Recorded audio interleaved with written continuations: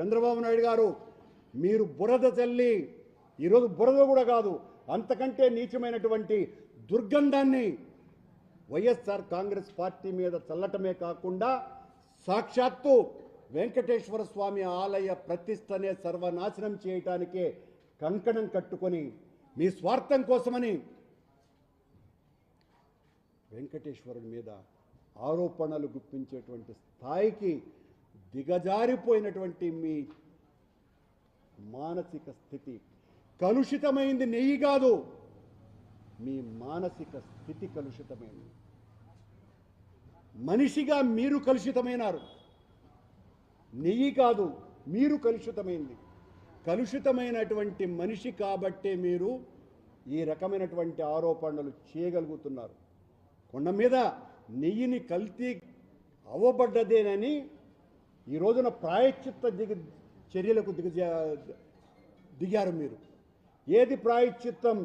చేసినటువంటి పాపాలకు ఈ 100 రోజుల పరిపాలనలో ఏ హామీని నెరవేర్చకుండా అబద్ధపు ప్రచారాలు చేస్తూ వైఎస్ఆర్ కాంగ్రెస్ పార్టీ మీద దాడి చేయటానికే మొత్తం 100 రోజులు సమయాన్ని ఉపయోగించి ఒక్క హామీని కూడా నెరవేర్చకుండా ప్రజలను ద్రోహం చేసినందుకు సాక్షాత్తు శ్రీ మహావిష్ణువైనటువంటి వెంకటేశ్వర స్వామి యొక్క కలియుగ వైకుంఠ ఆలయ పవిత్రతను సర్వనాశనం చేసినందుకు ప్రాయశ్చిత్తం చేసుకుంటున్నాము అని ప్రకటించి ప్రాయశ్చిత్తం చేసుకోండి కూటమి నాయకులారానని ప్రశ్నిస్తున్నాం.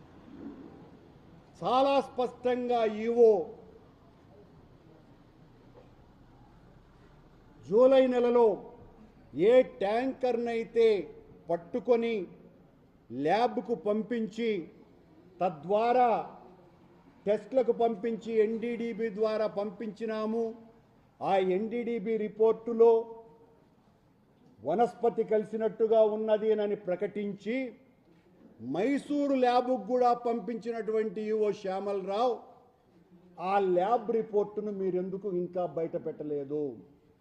ఎన్డీడీబీ రిపోర్టును మీరు బయట పెట్టకుండా తెలుగుదేశం పార్టీ ఆఫీస్ ఎందుకు బయటికి లాగింది? దీని మీద అధికారైనటువంటి మీరు మాట్లాడకుండా యానిమల్ ఫ్యాట్ కలిపారు అని ముఖ్యమంత్రి ఎలా మాట్లాడారు?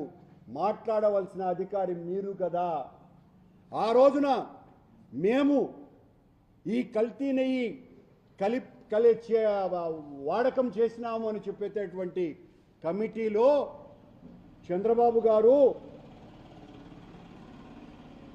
నెయ్యి టెండర్లకు సంబంధించి పారదర్శకత ఎంత ఉంటుంది అంటే, దీని మీద టెండర్లు వేసిన తరువాత తక్కువ కోట్ చేసినటువంటి వాళ్ళ టెండర్లను ఆమోదించి ఆ నెయ్యి సరైనటువంటిదా కాదా అని తేల్చి చెప్పడానికి నిపుణులతో పాటు 3 బోర్డు మెంబర్లను కూడా మీ హయాంలోనూ మా హయాంలోనూ కూడా నియమించేటువంటి సాంప్రదాయం ఉన్నదని చంద్రబాబు నాయుడు గారు,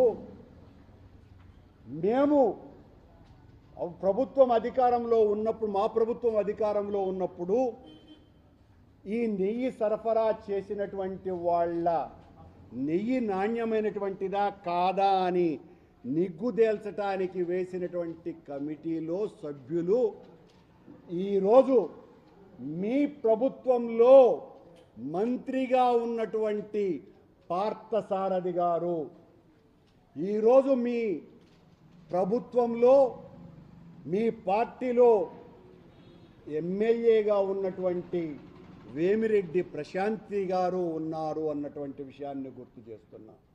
అలాగే అమిత్ షా గారికి అత్యంత ప్రియాతి ప్రియుడు, మోడీ గారికి అత్యంత సన్నిహితుడు వైద్యనాథన్ కృష్ణస్వామి, వీళ్ళు 3 అందులో సభ్యులు. కావాలంటే శ్యామలరావు గారిని దాని మీద కూడా ప్రకటన చేసుకోవచ్చు, వాళ్ళు సభ్యులా కాదా అన్నటువంటి విషయం నిగ్గు తేలాలి.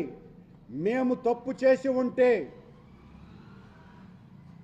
మీరు నిజాన్ని బయట పెట్టడానికి దీని మీద సిబిఐ విచారణ చేయించాలి. సుప్రీంకోర్టు జడ్జితో విచారణ చేసుకోవటానికి కూడా మేము సిద్ధం.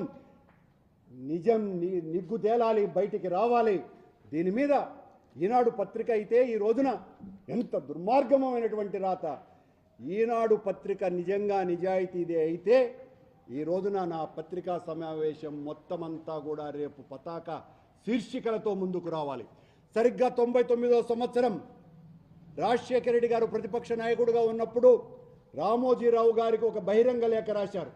మీరు ఎంత దుర్మార్గంగా రాతలు రాస్తున్నారు అని నా ఉత్తరం మీ పేపర్లో ప్రముఖంగా రావాలి అని అంటే మరుసటి రోజు రామోజీరావు గారు మొదటి పేజీలో వేసినారు. మళ్ళీ రాజశేఖర రెడ్డి గారు ప్రభుత్వంలో విద్యుత్ శక్తి శాఖ మంత్రిగా ఉన్నటువంటి షబ్బీర్ అలీ మీద ఇలాంటి ఆరోపణలు, అవినీతి ఆరోపణలు చేసినప్పుడు షబ్బీర్ అలీ కూడా ఒక ఛాలెంజ్ విసిరి నా విమర్శను మీరు పత్రికలో మీరు ఏ రకంగా అయితే రాశారో ఆ రకంగానే రాయండి అన్నప్పుడు కూడా రాశారు. ఈరోజు ఈనాడు పత్రిక కిరణ్ గారికి నేను ఛాలెంజ్ చేసి చెప్తున్నా, మీరు రాసినటువంటి అన్నీ కూడా అబద్ధాలు. మీరు ఉద్దేశపూర్వకంగా చంద్రబాబు నాయుడు గారిని నెత్తిన మోపుకొని వైఎస్ఆర్ కాంగ్రెస్ పార్టీని, జగన్మోహన్ రెడ్డి గారిని సర్వనాశనం చేయడానికి కంకణం కట్టుకొని మా మీద ఆరోపణలు చేస్తున్నారు. మేం ఛాలెంజ్ చేస్తున్నాం, ఏ ఆరోపణలు మీరు చేశారో ఆ ఆరోపణలు నిగ్గుదేలటానికి ఏ విచారణకైనా సిద్ధం. మీరు ముందుకు రావాలా. అలాగే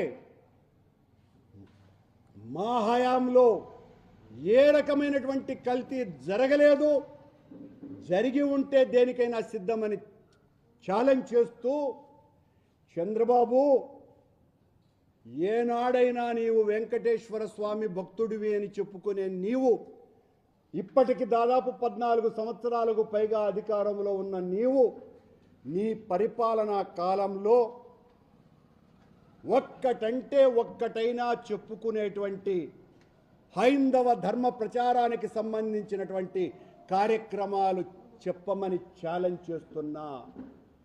అదే మా నాయకుడు డాక్టర్ వైఎస్ రాజశేఖర రెడ్డి గారు, మా నాయకుడు జగన్మోహన్ రెడ్డి గారు అధికారంలో ఉండగా ఈ రోజున కోట్లాది మంది ప్రపంచవ్యాప్తంగా వెంకటేశ్వర స్వామి యొక్క ఆధ్యాత్మిక శోభను అనంతంగా చూస్తున్నటువంటి వెంకటేశ్వర భక్తి ఛానల్ని ప్రారంభించింది మేమే. సనాతన ధర్మ వ్యాప్తికి ఇలాంటి కార్యక్రమాలు చేయాలనని వెంకటేశ్వర భక్తి ఛానల్ని తెచ్చింది మేమే.